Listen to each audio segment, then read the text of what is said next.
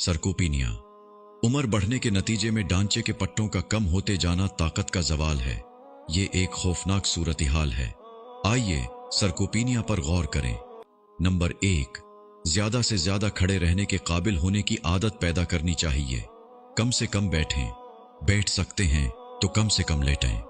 Number 2, अगर कोई अदैर उम्र अस्पताल में दाखिल हो तो उसे मजीद आराम करने को न कहें।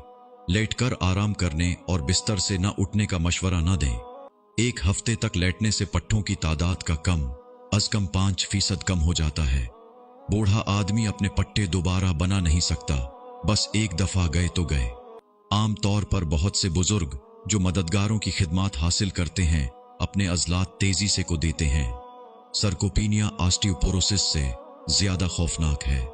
ऑस्टियोपोरोसिस में आपको सिर्फ मुहतात रहने की जरूरत है कि गिर न जाएं, जब कि सरकोपीनिया न सिर्फ जिंदगी के मयार को मुतासिर करता है बल्कि पट्टों की नाकाफी मिकदार की वजह से हाई ब्लड शुगर का सबब भी बनता है।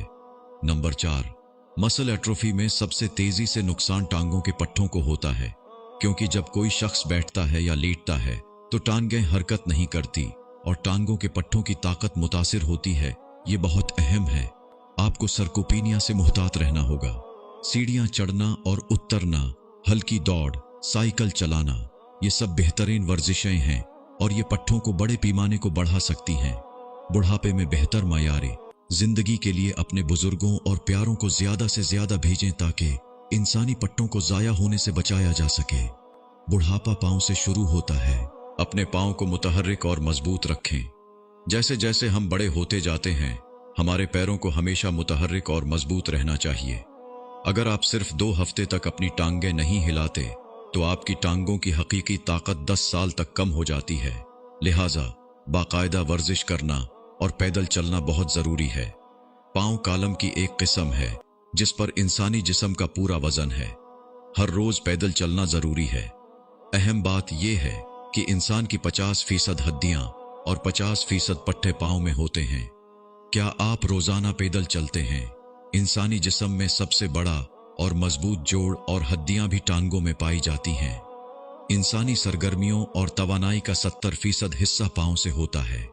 पांव जिस्म की हरकत का मरकज है। दोनों टांगों में इंसानी जिस्म के 50% आसाब और 50% खून की नालियां हैं और 50% खून उनमें रवां है। बुढ़ापे का आगाज पांव से ऊपर की तरफ होता है। टांगों की मुमकिना वर्जिश 70 साल की उम्र के बाद भी करते रहें। हर रोज कम अज कम 30 से 40 मिनट तक वक्फे वक्फे से चहल कदमी करें ताकि ये यकीनी बनाया जा सके कि आपकी टांगों की मुनासिब वर्जिश हो रही है और आपकी टांगों के पट्टे सेहतमंद हैं।